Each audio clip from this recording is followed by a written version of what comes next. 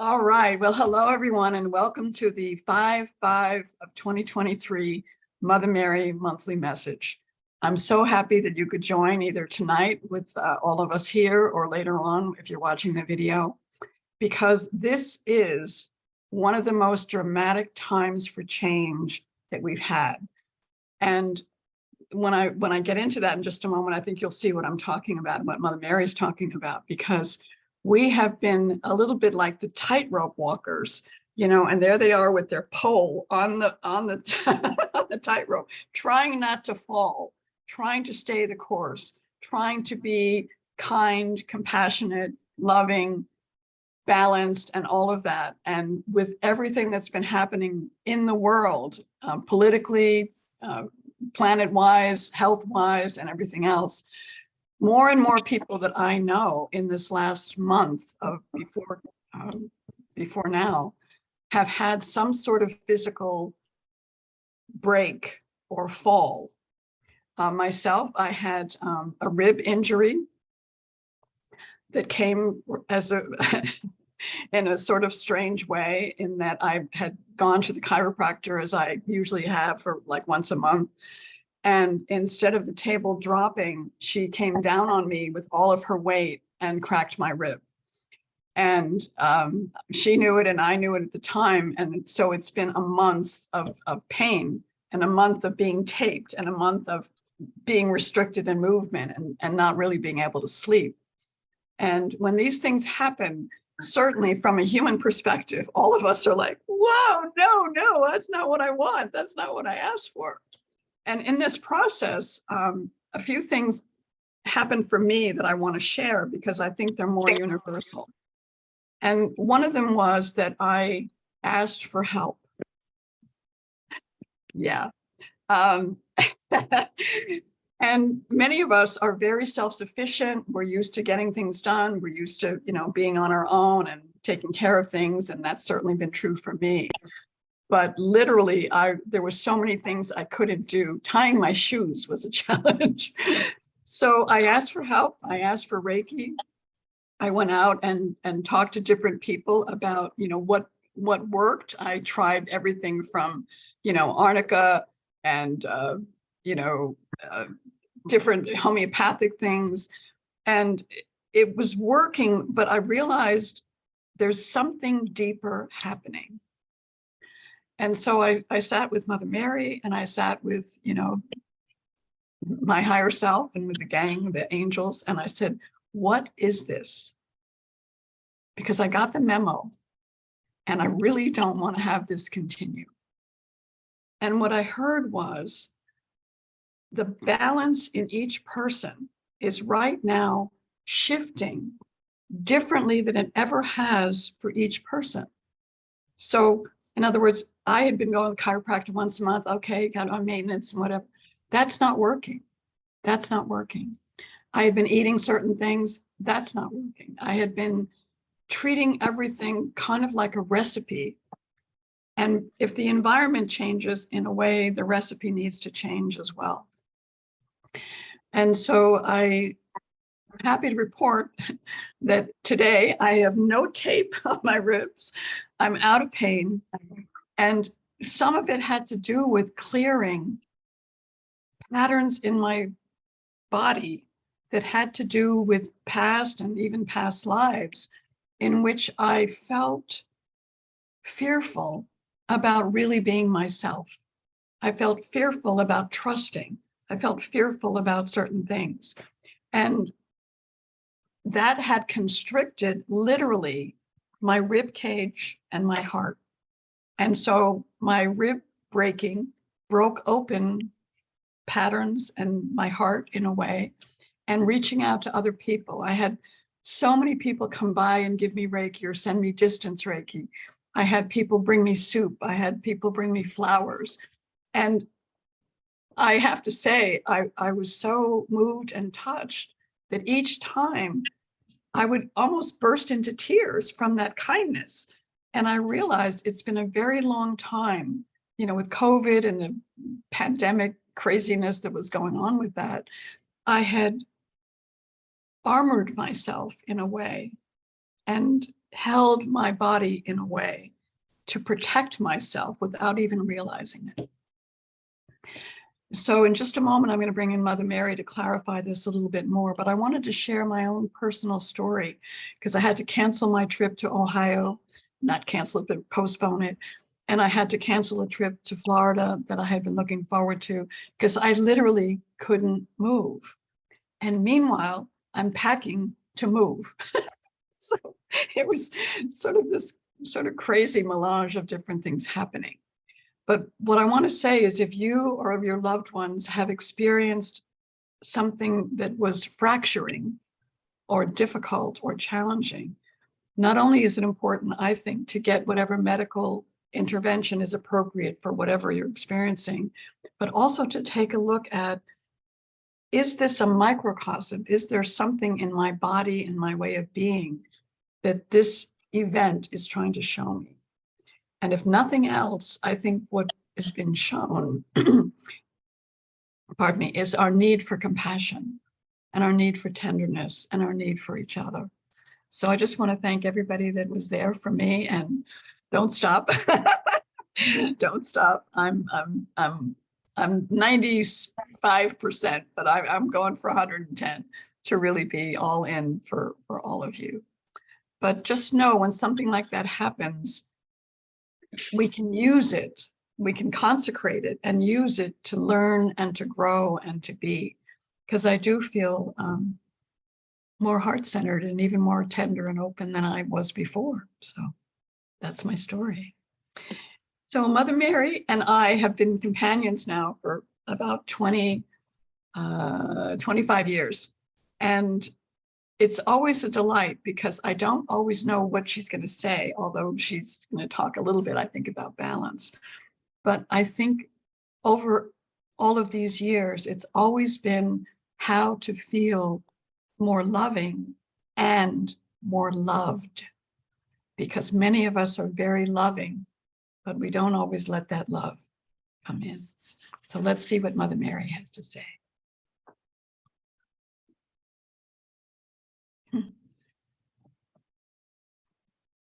Well, so hello, and thank you for such a nice big crowd tonight. So lovely to see everyone and sending you all love and kisses. I think what I want to say above all is that humanity really has obstructed the possibilities that are here for you. And what do I mean by that? Sometimes people pray to me, or they pray to Jesus, or they pray to God. Oh, please, fix the water, fix the poverty, fix the environment, fix this, fix that. And what I want to say to you is we will keep sending you inspiration and love, but you are the hands in this world. So it will not change without you. It cannot change without you. Now, is prayer important? Absolutely. But even more than that, the action of compassion, the action of love, the action of inspiration, the action of recycling, anything like that, is in and of itself a radical regenerative possibility. And so what I want you to really sort of be with, and I know Samara shared about her story, is that the power that each of you have to create changes in your life and changes, therefore, in this world, you already have it. You already have it. You already have it. What is missing and what humanity has allowed is a belief that someone else is coming. Someone else has the best idea. Someone else is going to clean the water or fix this or fix that. And it's true, there are other people that are going to be involved. But when so many people become apathetic, when so many people become, well, you know what, I'm just one person, what can I do? What starts to happen is this apathy becomes a constricting rib cage, right? Around the heart. And therefore, change does not occur in the way that you would like it.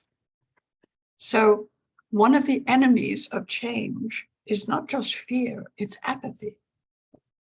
And what is apathy but a sense of your own lack of power?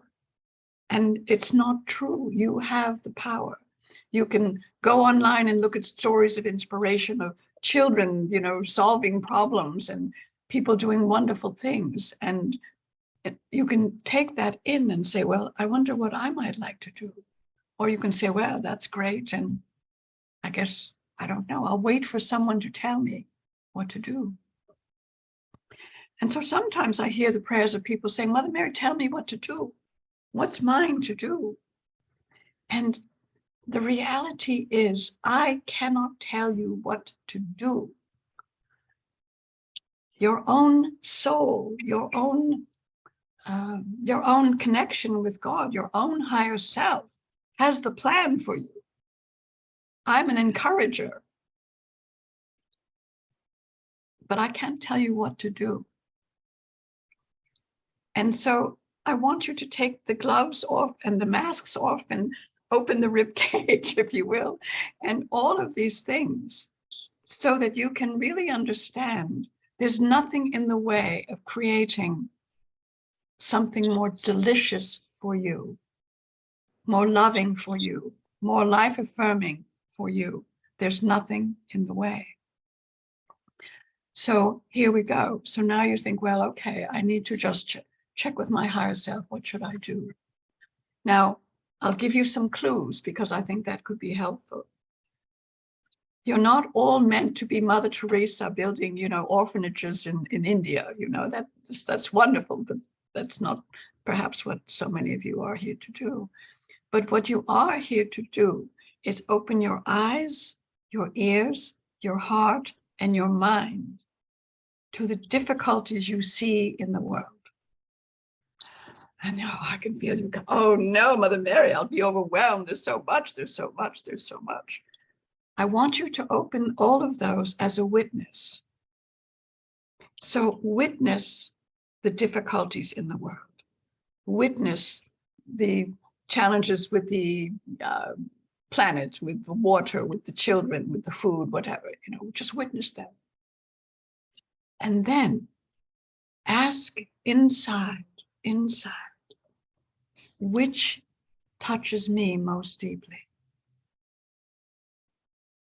Which touches me most deeply?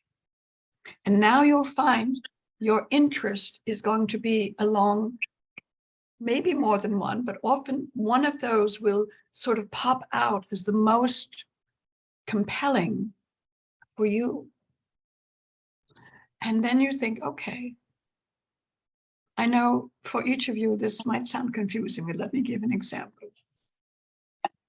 So Samara feels a lot of heart and challenge for women who are displaced due to domestic violence.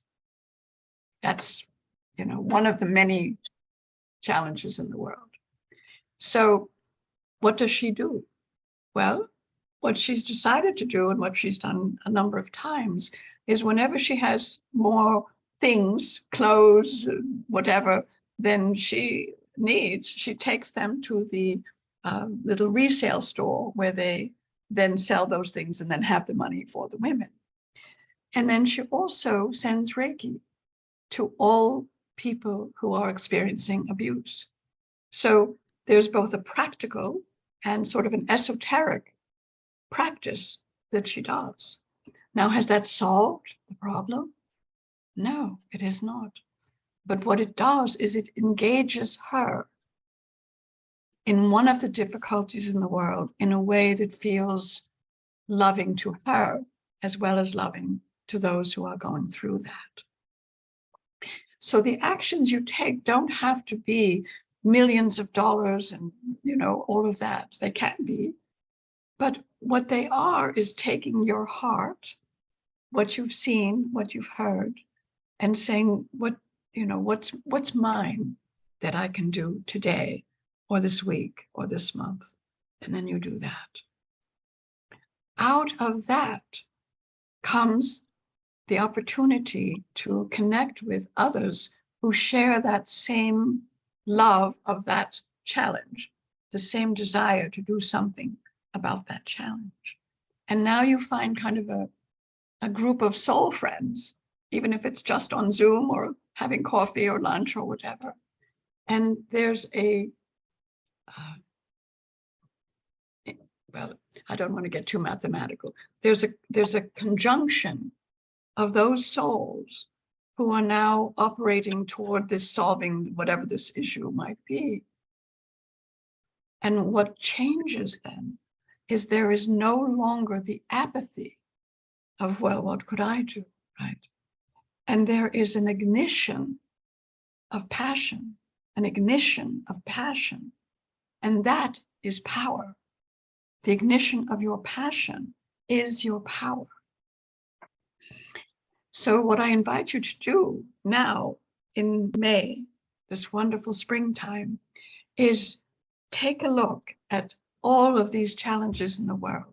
And instead of retracting yourself and going, oh my God, this is just so awful and overwhelming, ask your heart to show you which place or which situation, where could I be of help?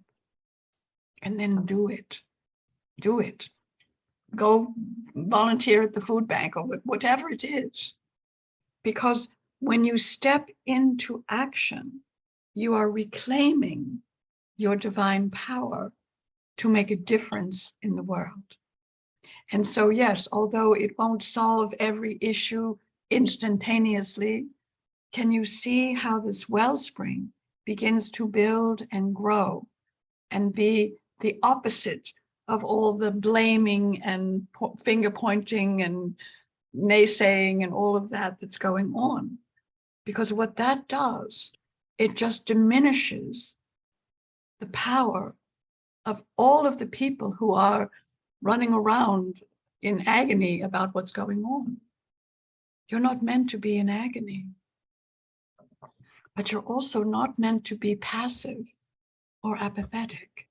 You're meant to be out there in the world doing whatever feels joyous to you. If you love animals, go volunteer at the shelter or walk a dog or help somebody who's elderly who has trouble walking their dog or feeding their cat or whatever it is. Again, it's not to feed your ego and say, oh, look what I did. It's not about that at all.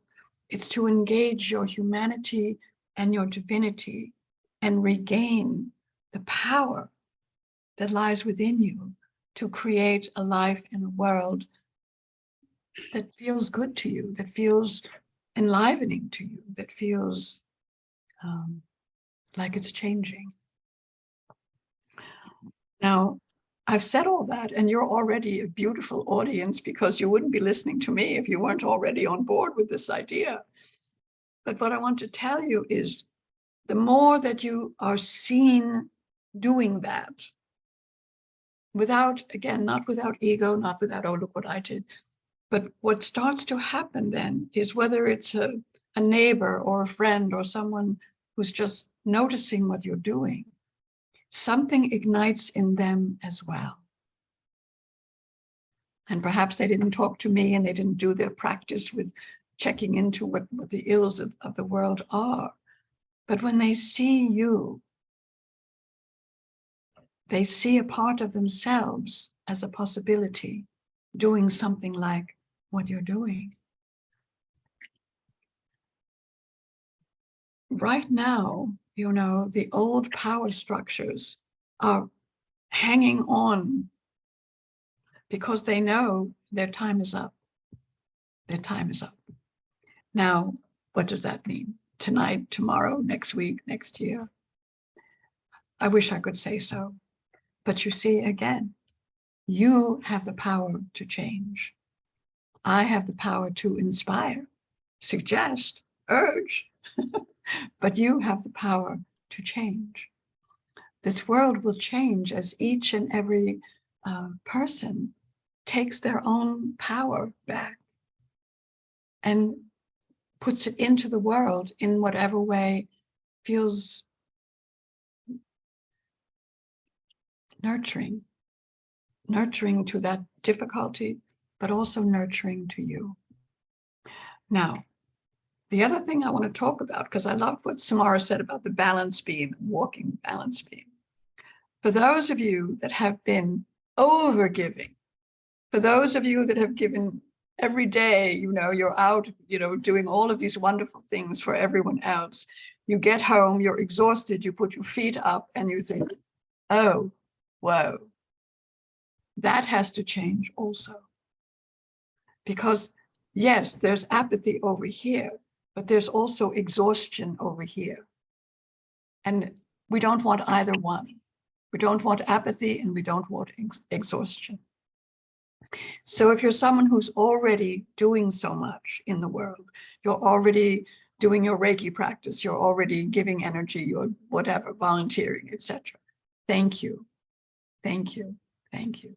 But now realize for every hour, if you will, that you spend giving, imagine for a moment that you spent an hour receiving.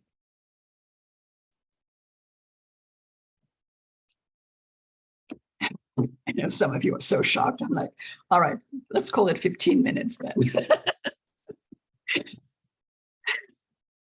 That's what's happening because the world is in this precipitous state, right? Where many people are still being apathetic.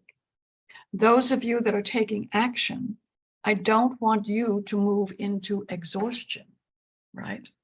So it's about finding that balance and receiving. What does that look like?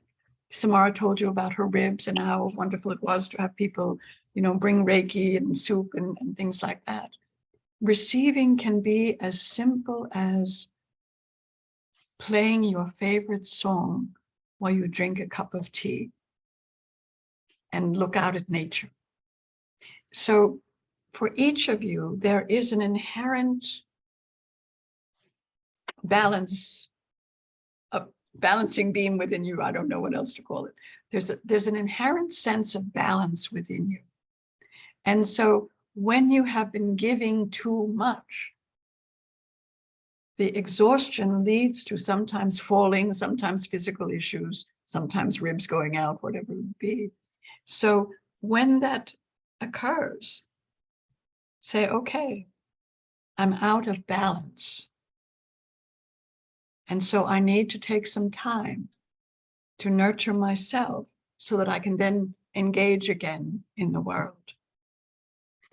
And that is of paramount importance because we don't need you to be exhausted. We need you to be balanced and peaceful and joyous and happy.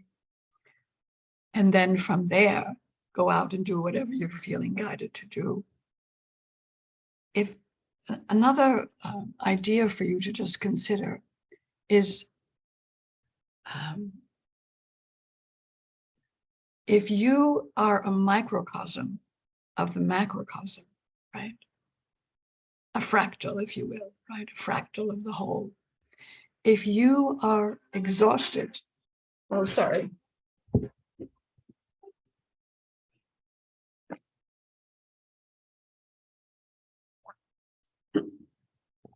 Exhausted from interruptions like potential spam calls.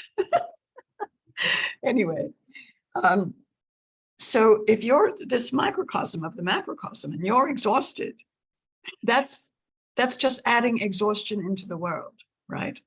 And so the more you just take your time, Samara's found this lovely place to walk nearby where there's lagoons and people fishing and birds and all of that. And she just walks around and sits for a while on a bench and then she can come and do this, peacefully, lovingly.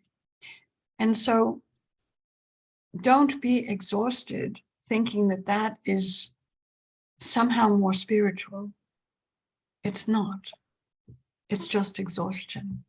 The physical being requires nurturing. And in this world right now, nature, good food, good friends, whatever feels good to you, you must indulge yourself. Because when you are fed, when you feel peaceful, when you are in harmony with yourself, that is part of the fractal. This microcosm goes out into the macrocosm, right? And so to be balanced and happy is an extraordinary gift to the world. So don't feel guilty about, walking around the lake or having a cup of tea or whatever feels good to you. It is absolutely essential to take care of yourselves. So I want to just sort of come back to the beginning again. So this time that you're in, 5-5, fives represent change. So it's time to change. What are we changing? We're changing our way of being balanced so that giving and receiving are in balance. Inner work and outer work are in balance. Our relationships are in balance. Our budgets are in balance, all of it. And you are the ones in charge of that. And once you are feeling that, when you're feeling that balance, you are giving to the world what it so desperately needs right now, which is balance. And that is my absolute wish for each of you.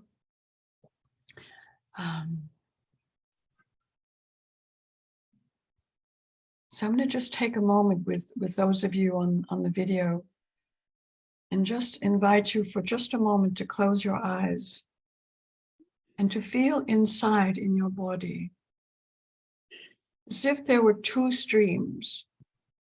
And just for the sake of ease right now, we'll call the one stream the giving stream, and the one stream the receiving stream.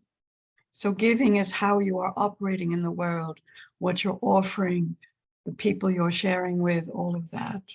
And receiving is the other stream, when you're quiet, or when people are helping you, or when you're being fed in some way. And just see if you can feel inside your body, are those two in balance?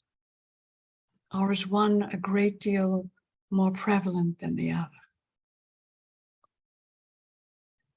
And as you're doing that, just, again, you're in charge of this. Just invite the giving stream and the receiving stream to be in perfect balance for you. The perfect balance for you. And to remind you, if you are either overgiving or being denied the receiving, and just to put it all back into balance. And just imagine that you are one of the many lights in the world that is bringing that balance of giving and receiving, that beautiful harmony, that figure 8 of infinity, where you are giving and receiving, and it is all one.